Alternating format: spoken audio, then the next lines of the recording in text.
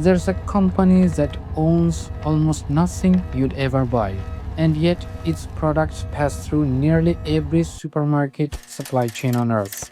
It's not a retailer, it's not a shipping company. It doesn't manufacture a single product you'd recognize.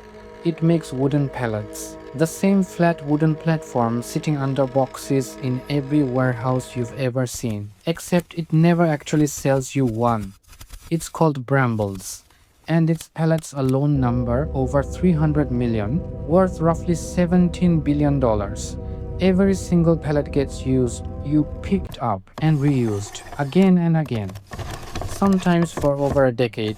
It's one of the least glamorous ideas in business and one of the most quietly profitable. So, how does a wooden platform become a multi billion dollar empire? It starts with an army leaving something behind in 1945. At the end of World War II, the United States military packed up and left Australia. But they left something behind. Millions of blue wooden pallets scattered across abandoned military bases. Instead of letting them rot, the Australian government gathered them into a single pool. In 1946, that pool got a name, the Commonwealth Handling Equipment Pool, CHEP for short. At first, it was just a government program helping the dairy industry move goods more efficiently. But the idea underneath it was bigger than anyone realized. In 1958, an Australian company called Brambles, already in the transport business since 1875, bought the whole operation. Within a few years, it controlled the largest pool of pallets and forklifts in the entire southern hemisphere. Here's the idea that changed everything. Don't sell the pallet. Share it. In a normal supply chain, a company buys a pallet, uses it once, and throws it away. Brambles does something completely different. It owns the pallet, it paints it blue, and it rents it out again and again to anyone who needs to move goods. When a shipment arrives, the receiving company doesn't keep the pallet. They hand it back into the pool. Brambles collects it, inspects it, repairs it if needed, and sends it right back out to the next customer. One pallet, hundreds of trips, years of use, paid for every single time it moves. It's not selling wood, it's renting circulation, the same physical object, monetized over and over, forever.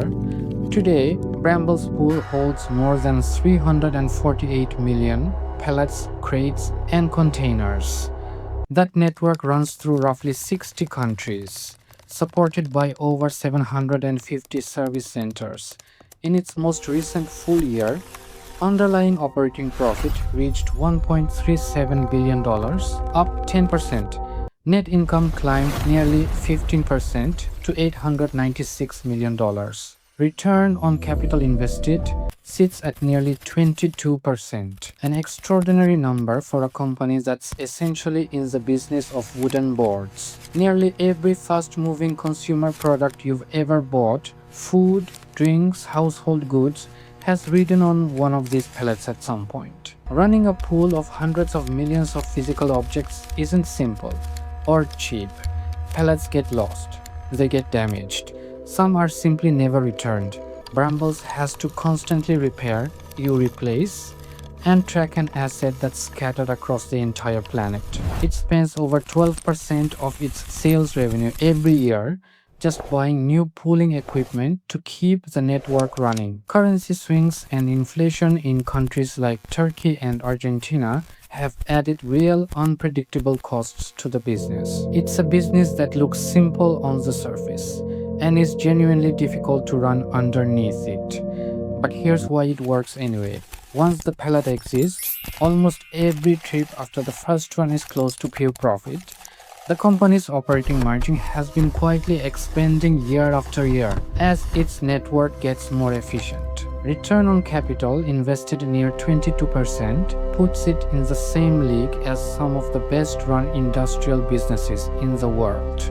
Free cash flow has consistently topped $700 million a year, even after paying for new equipment. And Wall Street, or in this case, the Australian Securities Exchange, has taken notice. Brambles is worth roughly $17 billion, all of it built on a product most people have never once stopped to think about.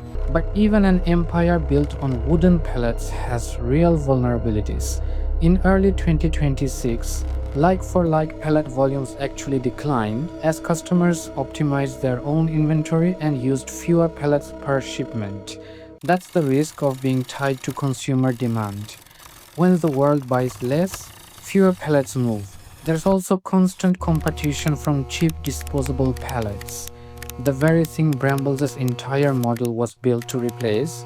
Every year, some companies still choose to buy and toss a pallet rather than pay to rent one from the pool. And operating in dozens of currencies means economic chaos anywhere in the world can quietly eat into the bottom line.